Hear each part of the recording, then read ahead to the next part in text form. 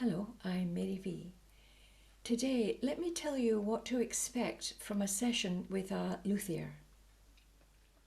So my violin is in for repair again, and I wanted to tell you some interesting things that the repairer told me about my violin, because I had to take it in because it was getting extremely difficult to play in tune.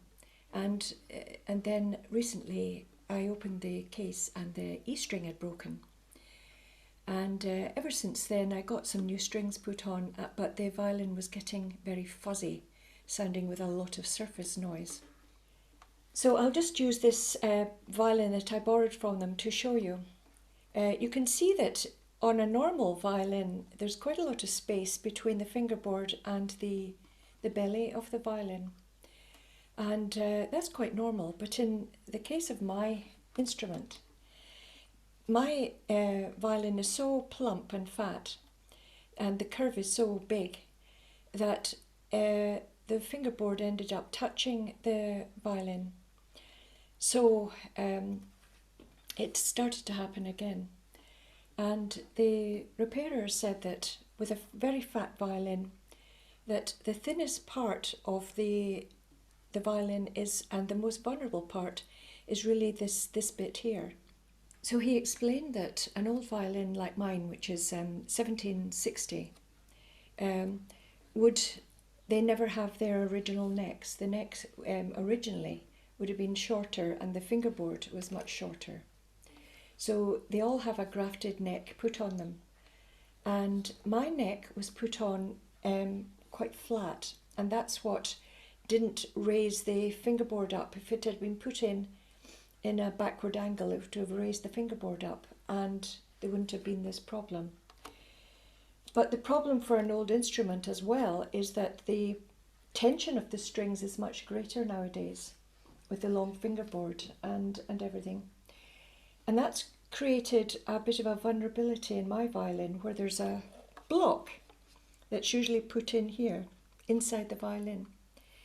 But my block is too small to really support the new tension of the bridge and the strings with the modern standards. So what's been happening is that around this side, the rib has been moving open and closed, and open and closed depending on the weather, because it's wood.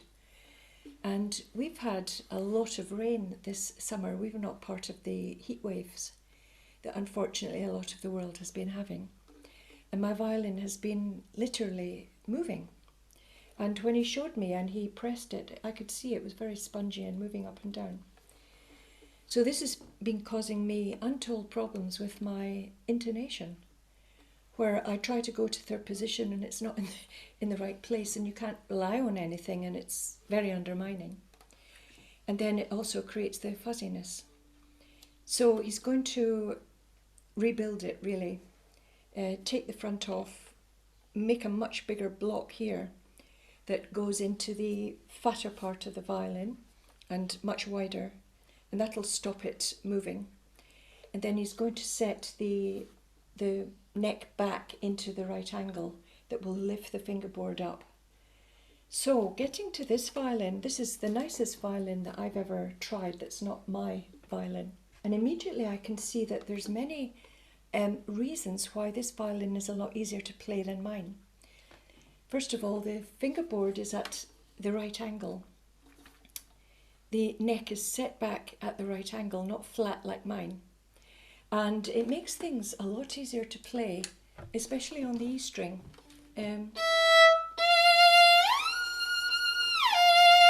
It's so easy to go up and to discover where the upper octaves are. The sound is quite small, quite sweet, and it's very, very responsive.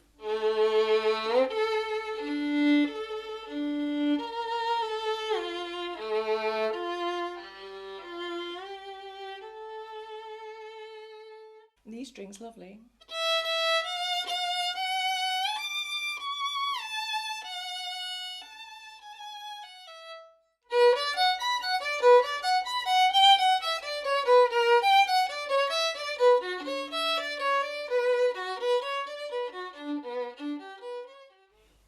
So yet again I'm reminded how important it is to have your violin set up properly. It can cause untold problems that you don't realise. And when you go to a violin that's properly set up with the fingerboard at the right angle, a really nice bridge and everything, it's amazing how much it can help your technique and get rid of problems. So I'm looking at this nice little violin. It's very playable, and I think it's going to be quite a healing process for me, because I can sort out some little hesitations and things that have crept into my playing, because I just can't really trust I haven't been able to trust the intonation and what my fingers are doing.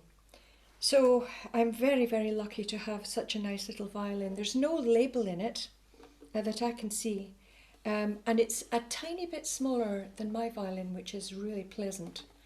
It feels like my left hand can be in a natural position rather than a tiny bit wider.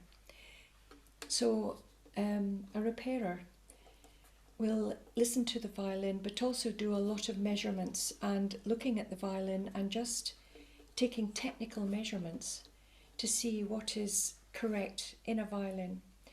And there are some things that need to be altered to suit the individual violin. For example, my violin isn't this shape, it's not as flat as this. So it needs everything to be altered to accommodate the plumpness of my violin, the height of the bridge, the angle of the neck, the angle of the fingerboard, the whole thing. But a luthier will do that and get your violin to its optimum playability.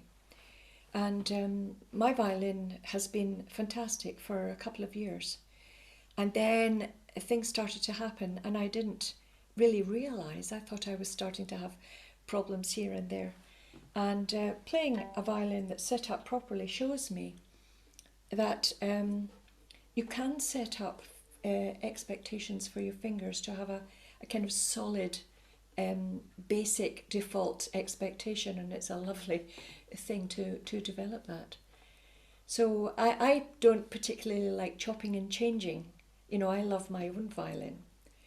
But this violin I think is going to be great for me, because I think it's going to heal up a lot of my hearing difficulties, and I'm going to be working on my intonation a lot and get it back to something a lot more solid.